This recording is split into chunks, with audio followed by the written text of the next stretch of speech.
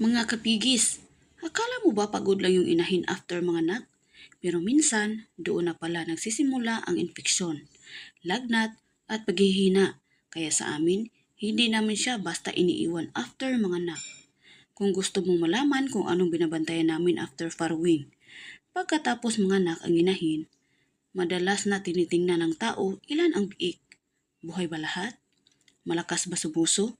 Normal yan, pero sa amin, hindi lang biik ang dapat bantayan. Mas kailangan ding bantayan yung nanay. Kasi kahit tapos na siyang manganak, yung katawan niya pagod na pagod pa rin. May pain, may stress, at may mga rest na hindi mo agad makikita sa unang tingin.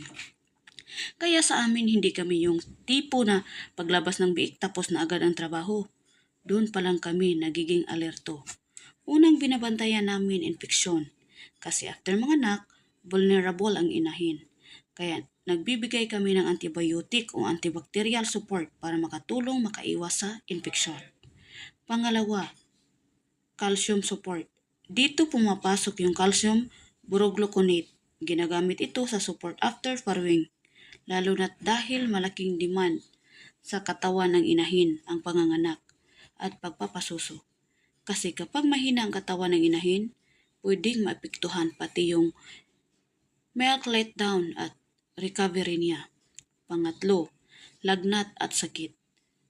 Kaya nagbibigay kami ng paracetamol at analgesic support para makatulong sa fever, pain at discomfort after mga anak. Kasi real talk, hindi porkit hayop, hindi nakaramdam ng sakit. At kapag mas comfortable ang inahin, mas okay siya magpahinga. Mas okay siya magpasuso. At mas okay ang chance ng biik na makakuha ng gatas ng maayos. So ligtas ang may alam. Hanggang sa muli, happy farming!